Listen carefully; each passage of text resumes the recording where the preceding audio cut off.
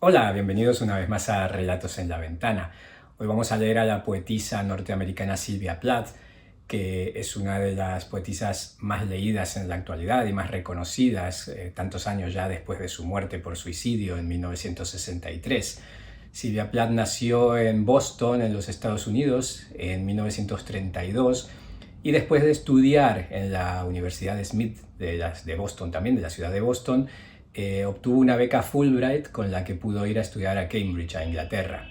Allí conoció al que fue su marido, el poeta inglés Ted Hughes, con el que se casó en 1956 y con el que tuvo 2 hijos. Después de un breve periodo en el que vivieron en los Estados Unidos, la pareja se estableció en Londres a vivir y después de alternar la escritura de varios poemarios, una novela confesional que se publicó 4 meses antes de su muerte, que es La campana de cristal, y unos cuantos relatos breves y algunos ensayos, con 30 años, en 1963, Sylvia Plath toma la decisión de suicidarse por asfixia en su departamento de Londres. Históricamente su suicidio fue atribuido a situaciones de dolor por la pérdida de su padre, pero realmente digamos que con los conocimientos que se tiene ahora de la salud mental, se ha establecido que ella padecía un trastorno bipolar. Ella había tenido ya algunos intentos de suicidio previos, por ejemplo, estudiando en la Universidad de Smith en los Estados Unidos, había intentado suicidarse, había sido ingresada en un hospital psiquiátrico de la zona y allí había sido tratada con electroshock, y en principio daba la impresión de que había sobrellevado esto y que había sido sobrepasado esta depresión clínica que la perseguía toda su vida.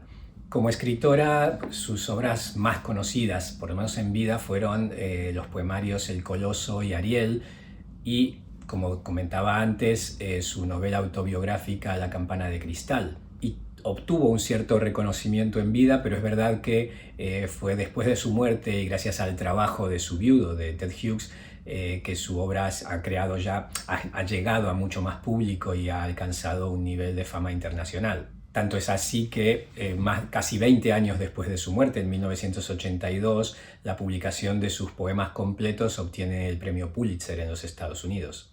También es con posterioridad a su muerte y también a través de su viudo Ted Hughes, se publican sus relatos en un volumen publicado originalmente en 1977 en Inglaterra y en Estados Unidos con el título de Johnny Panic and the Bible of Dreams, que fue recogido en español por la editorial Alianza en 1995 con el título de Johnny Panic y la Biblia de los Sueños. Pero ese volumen en español era prácticamente inconseguible hoy en día, y es por eso que la editorial Nórdica de España lo ha retomado con el título La caja de los deseos, ensayos y relatos. Es un volumen muy interesante que nos demuestra que Sylvia Plath, además de ser una gran poetisa, también era una muy buena escritora de ficción, que era ya conocida por su novela La campana de cristal, pero que también tenía un muy buen nivel en el relato breve. Y como ejemplo quiero leeros este relato titulado La sombra, que fue publicado originalmente en enero de 1959. El invierno que empezó la guerra, sucedió que caí en desgracia en el barrio por morderle la pierna a Leroy Kelly. Hasta la señora Abrams, del otro lado de la calle, que tenía a su único hijo en una universidad técnica y no tenía niños de nuestra edad, y Mr. Greenblum, el tendero de la esquina, se pusieron de parte de los Kelly. Si hubiera habido justicia, tendrían que haberme absuelto fácilmente con una sentencia clara de defensa propia, pero esa vez, por algún motivo, los viejos ideales de equidad y caballerosidad de Washington Street no parecieron contar. A pesar de la presión del barrio, no pensaba pedir perdón, a menos que Leroy y su hermana Maureen pidiesen perdón también, ya que habían empezado ellos. Mi padre no creía que tuviera que pedir perdón y mi madre le gritó por ello. Desde mi puesto de escucha en el pasillo, intenté enterarme de lo esencial, pero estaban gritando cosas que no tenían que ver con el asunto, sobre la agresión, el honor y la resistencia pasiva.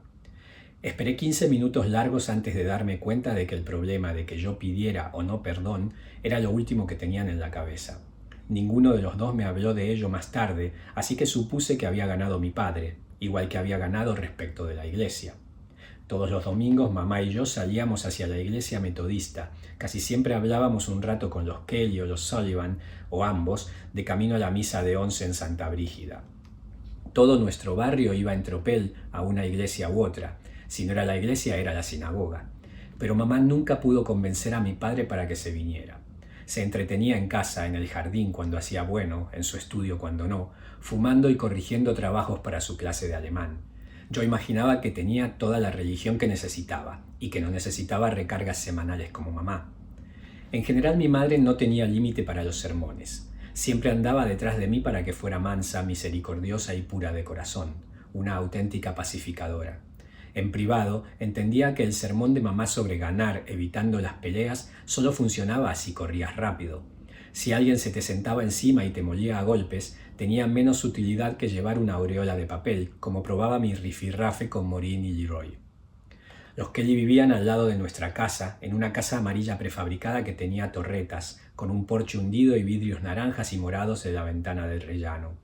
Por comodidad, mi madre tenía a Maureen por mi mejor amiga, aunque tenía más de un año menos que yo, e iba un curso por detrás en el colegio.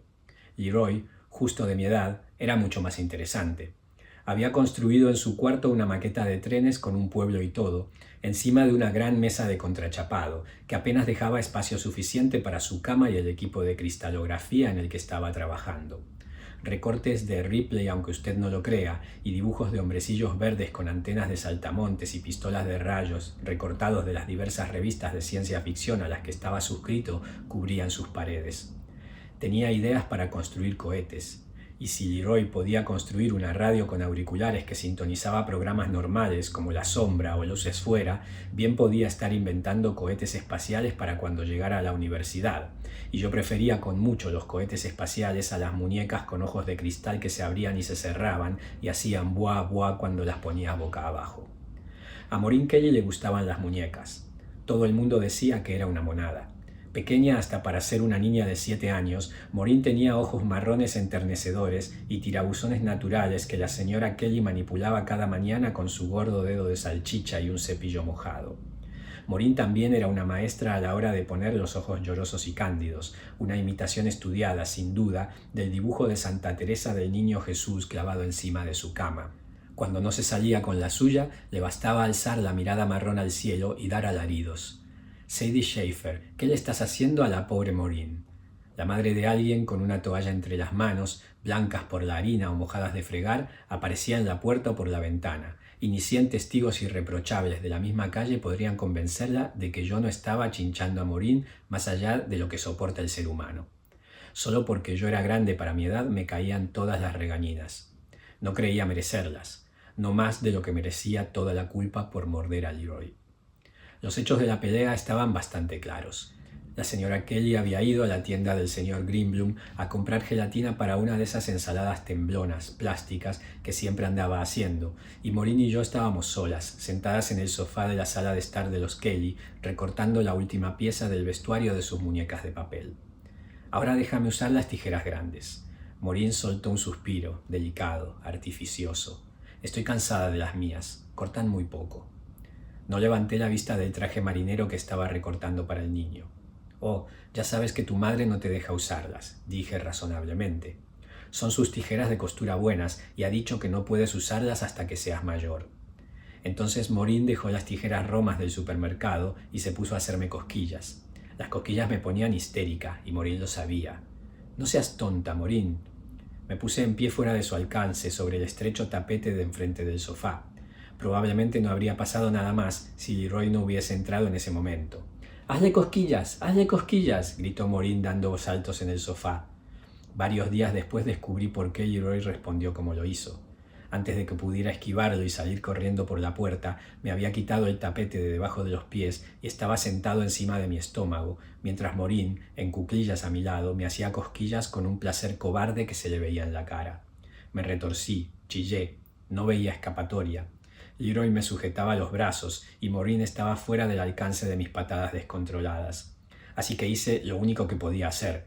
Retorcí la cabeza y hundí los dientes en el espacio de piel desnudo justo encima del calcetín izquierdo de Leroy, que, me dio tiempo a darme cuenta, olía a ratones, y aguanté hasta que me soltó. Cayó a un lado rugiendo. En ese momento la señora Kelly entró por la puerta principal. Los Kelly les contaron a algunos vecinos que le hice sangre, pero Leroy me confesó, cuando se pasó la excitación y volvimos a hablarnos, que la única señal del mordisco eran unas marcas moradas de dientes que se pusieron amarillas. y en un día o dos desaparecieron. Leroy había aprendido el truco del tapete de un cómic del Avispón Verde que me prestó más tarde, señalando el sitio en el que el Avispón Verde, entre la espada y la pared, con la pistola del espía a 1 metro escaso de la nariz, pide con humildad recoger un cigarrillo que se le acaba de caer y pregunta si, por favor, puede fumar por última vez antes de dejar este mundo. El espía, que se deja cegar por un triunfo seguro y pasa por alto que está encima de un estrecho tapete, dice con chulería fatal: «Claro». Doblando una rodilla, girando la muñeca, el Avispón Verde tira del tapete, le coge la pistola y el espía cae al suelo, debajo del bocadillo repleto de asteriscos y exclamaciones. Quizá yo habría hecho lo mismo si hubiera tenido la oportunidad que tuvo Leroy. Si no hubiera estado encima del tapete, seguro que Leroy se habría burlado de los gritos tontos de Maureen, los dos nos habríamos marchado tranquilamente y la habríamos dejado sola. Pero por mucho que semejante análisis de causa y efecto pueda aclarar la secuencia de los hechos, no altera los hechos. Aquellas navidades no recibimos el bizcocho anual de la señora Abrams, los Kelly sí. Aún después de que Leroy, Maureen y yo hiciésemos las paces, la señora Kelly no retomó los cafés del sábado por la mañana con mi madre que interrumpió la semana de nuestra pelea. Yo seguí yendo a la tienda del señor Greenblum a comprar cómics y caramelos, pero también ahí se notaba el frente frío del barrio. «¿Quieres algo para afilar tus dientes, eh?» El señor Greenblum bajaba la voz, aunque no hubiera nadie más en la tienda. «¿Quieres nueces de Brasil, guirlache, algo duro?» Su rostro amarillento, de carrillos cuadrados, con los ojos negros y las ojeras moradas, no se arrugó en la sonrisa familiar, sino que permaneció rígido y pesado, una máscara fruncida, lúgubre. Tuve la tentación de estallar. «No fue culpa mía. ¿Qué habría hecho usted? ¿Qué tendría que haber hecho?» Como si me hubiese retado para defender a los Kelly, cuando por supuesto no había hecho nada por el estilo. Estante tras estante de cómics de portadas chillonas, Superman, Wonder Woman, Tom Mix y Mickey Mouse, nadaban por un borrón arcoíris ante mis ojos. Toqué una fina moneda, una paga temprana fruto de la extorsión en el bolsillo de mi chaqueta, pero no tuve ánimo de elegir. Creo que volveré más tarde. No sabía por qué me sentía obligada a explicar todos mis movimientos pidiendo disculpas. Desde el primer momento pensé que mi pelea con los Kelly era un asunto puro, sin la complicación del influjo de emoción de fuentes externas. Completo e independiente como esos tomates rojos, globulares, que mi madre envasaba al final de cada verano en tarros herméticos. Aunque los desplantes de los vecinos me parecían incorrectos, incluso extrañamente excesivos, dado que incluían a mis padres además de a mí, nunca dudé de que la justicia, tarde o temprano, nos devolvería el equilibrio. Es probable que mis cómics y mis programas de radio favoritos tuvieran algo que ver con que el panorama me pareciera tan pequeño y con colores tan elementales. No es que no supiera lo mala que puede ser la gente. ¿Quién sabe la maldad que acecha en el corazón de los hombres?, preguntaba retóricamente la voz nasal, sardónica de la sombra cada domingo por la tarde. La sombra lo sabe, jejeje. Cada semana Leroy y yo estudiábamos la lección. En alguna parte, víctimas inocentes eran transformadas en ratas por una droga experimental, feroz, les quemaban las plantas de los pies desnudos con velas, eran comida para pirañas en una piscina interior. Con gravedad, en el cuarto de Leroy o en el mío, a puerta cerrada o susurrando en el recreo o en algún lugar del patio, compartíamos nuestras pruebas crecientes de las emociones retorcidas, salvajes, en el mundo más allá de Washington Street y el recinto de la escuela Hannowell. «¿Sabes lo que les hacen a los prisioneros en Japón?», me dijo Leroy una mañana del sábado, poco después de Pearl Harbor. «Los atan a unas estacas clavadas en el suelo encima de unas semillas de bambú, y cuando llueve, el brote de bambú les crece por dentro y se les clava en el corazón». «Oh, los brotes no pueden hacer eso», protesté. «No son tan fuertes». «Has visto la acera de hormigón enfrente de la casa de los Sullivan, ¿no? Toda llena de grietas, cada día más grandes. Mira un día lo que está creciendo debajo». Leroy abrió elocuentemente sus ojos pálidos, de búho. «Setas pequeñas de capuchón blando». La continuación del esclarecedor comentario de la sombra sobre el mal era, claro está, su despedida. La mala hierba del crimen da frutos amargos, el crimen no paga. En su programa nunca lo hacía, al menos nunca durante más de 25 minutos seguidos. No teníamos motivos para preguntar si ganarían los buenos, solo cómo. Aún así, los programas de radio y los cómics fueron una concesión ganada con dificultad. Sabía que mamá se negaría a que yo viera películas bélicas. No es bueno llenarle la cabeza a la niña de esa basura, bastante mal están las cosas ya. Cuando sin que ella lo supiera vi una película sobre un campo de prisioneros japonés mediante la sencilla estrategia de ir al cumpleaños de Benny Sullivan, que incluía invitarnos a 10 amigos a una sesión doble y aislado, cambié de idea sobre la sabiduría de mamá. Noche tras noche, como si mis ojos cerrados fueran una pantalla de cine particular, veía volver la misma escena, venenosa, color de azufre. Los hombres que pasaban hambre en sus celdas, sin agua durante días, extendían una y otra vez los brazos a través de los barrotes hacia la fuente que manaba de forma audible en medio del patio de la prisión. Una fuente de la que los guardas de ojos rasgados bebían con frecuencia sádica y a ruidosos sorbos. No quise llamar a mamá o contarle mi pesadilla, aunque me habría tranquilizado mucho. Si se hubiese enterado de las noches de agobio que pasaba, habría sido el fin de cualquier película, cualquier cómic, cualquier programa de radio que se apartase de las fábulas azucaradas de los cuentos infantiles, y no estaba preparada para semejante sacrificio. El problema era que en mi pesadilla me abandonaba la fe en que la justicia acabaría llegando. En el sueño, el incidente había perdido el final feliz original, las tropas de los buenos entrando a la fuerza en el campo, victoriosas, entre los vítores del público y los prisioneros medio muertos. Si un color familiar, el azul de Winthorpe Bay y el cielo encima, o el verde de la hierba, los árboles, hubiera desaparecido de repente del mundo y dejado en su lugar un hueco negro como la pez, no habría estado más desconcertada ni más horrorizada. El antiguo tranquilizador remedio, no es verdad, es solo un sueño, tampoco parecía funcionar ya. El aura hostil, amenazante de la pesadilla se filtró de alguna manera y pasó a formar parte del paisaje de mi vigilia. El pacífico ritmo de clases y recreos de la escuela Hanwell quedaba roto a menudo por el sonido ronco, arbitrario de la alarma antiaérea. Sin rastro de los empujones y los cuchicheos que nos permitíamos durante los simulacros de incendio, cogíamos los abrigos y los lápices y bajábamos en fila india las escaleras del sótano del colegio, donde nos quedábamos agachados en rincones especiales, en función del color de nuestras etiquetas, y nos poníamos el lápiz entre los dientes para que las bombas, según nos explicaron los profesores, no nos hicieran mordernos la lengua. Algunos de los niños de los primeros cursos siempre se echaban a llorar. El sótano estaba oscuro, la piedra fría, lóbregamente iluminada por una única bombilla desnuda en el techo. En casa, mis padres pasaban mucho tiempo junto a la radio, escuchando con rostros serios los entrecortados informes de los presentadores. Luego estaban los repentinos silencios sin explicación cuando yo me aproximaba a ellos, la costumbre del desánimo, aliviada solo por una falsa alegría peor que el propio desánimo. Aunque estaba preparada para el fenómeno del mal del mundo, no estaba preparada para que se expandiera de esa forma tan traicionera, como un hongo incontrolable, más allá de los confines de los programas de radio de media hora, las portadas de los cómics y las sesiones dobles de los sábados por la tarde, para que se prolongase dejando atrás todas las predicciones confiadas de un final rápido y contundente. Tenía arraigada la idea de que los poderes del bien me protegían, mis padres, la policía, el FBI, el presidente, las Fuerzas Armadas de los Estados Unidos, incluso esos campeones simbólicos del bien de una región remota y más nebulosa, la Sombra, Superman y los demás. Por no hablar del propio Dios. Sin duda, con todos ellos formados a mi alrededor, círculo concéntrico tras círculo concéntrico, llegando al infinito, no tenía nada que temer. Pero tenía miedo. Claramente, a pesar de mi estudio asiduo del mundo, había algo que no me habían dicho, una pieza del rompecabezas que no tenía a mano.